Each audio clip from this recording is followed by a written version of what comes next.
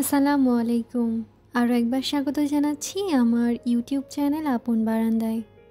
ছবিগুলো দেখে বুঝে গিয়েছেন আজকে আমি কোন গাছ নিয়ে কথা বলবো।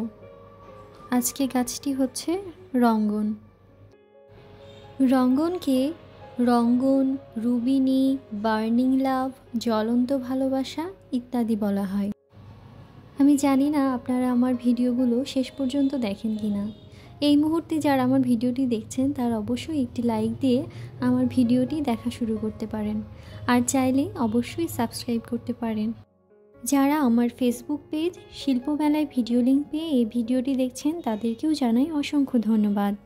তো আজকে আমরা রঙ্গন নিয়ে যে আলোচনা করব তার প্রথমেই রয়েছে কিভাবে আমরা পরিচর্যা করব, কিভাবে পটিং করব, কিভাবে সয়েল তৈরি করব। রঙ্গন একটি ইক্সোরা গোত্রের রুবিয়াসি পরিবারের অন্তর্ভুক্ত গুল্ম জাতীয় উদ্ভিদ। সাধারণত 3 থেকে 6 মিটার লম্বা হয়।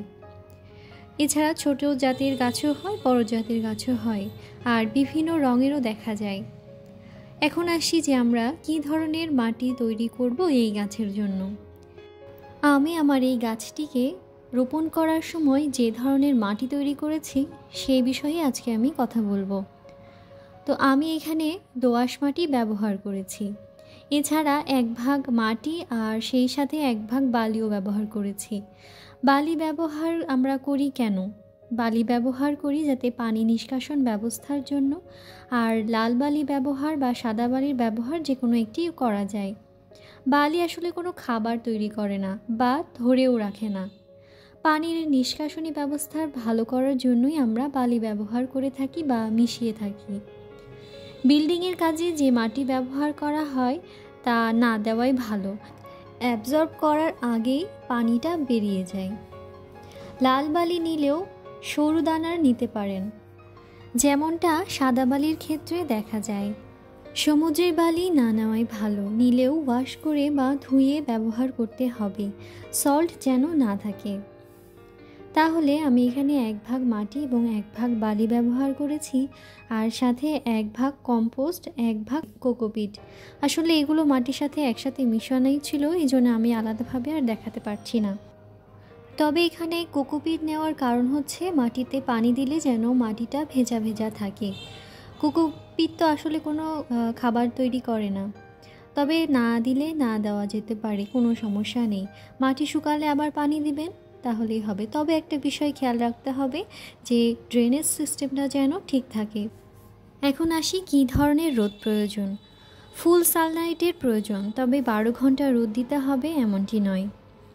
6 থেকে 7 ঘন্টা রোদ দিলেও হবে, আর পানি নিয়মিত দিতে হবে। খুব বেশি মাটি শুকিয়ে যাওয়ার আগেই পানি দিয়ে ফেলতে হবে। এখন আসি আমরা কী ধরনের খাবার দিব। এইটা মূলত গ্রীষ্ম ও বর্ষাকালের ফুল, কিন্তু গাছ একটু বড় হয়ে গেলে সারা বছরই ফুল দেয়। শীতে খুব কম ফুল দেয়। তো খাবার দেব ফেব্রুয়ারি থেকে নভেম্বর মাসে, প্রত্যেক মাসে 1 বার বা 20 দিন পর পর খাবার দিতে হবে। গোবর সার, কলার খোসা, হাড়ের গুঁড়ো ইত্যাদি আমরা গাছের সাইজ অনুযায়ী ব্যবহার করতে পারি। এছাড়া রাসায়নিক সার ডিএপিও দিতে পারি, তবে খুবই অল্প, অর্থাৎ হাফ চামচের মতো। রোগ প্রতিরোধ ব্যবস্থার কথা যদি বলি তাহলে বলবো যে এই গাছে রোগ খুব একটা দেখা যায় না, তবে মিলিবাগের আক্রমণ হতে পারে। এক্ষেত্রে 1 লিটার পানিতে সাবান অথবা পাউডার অথবা ভিম লিকুইড মিশিয়ে আমরা স্প্রে করতে পারি, তাহলেই রোগ প্রতিরোধ করা সম্ভব হবে। ফুল ফোটা হয়ে গেলে যেখানে ফুল থাকে সেখান থেকে ডালটা কেটে দেব, তাহলে শাখা প্রশাখা বের হবে, ফুলও বেশি হবে। আর কাটিং থেকে আমরা কিভাবে চারা করতে পারি তা আমি পরবর্তী ভিডিওতে দেখিয়ে দেব। আজকের ভিডিওটি এ পর্যন্তই।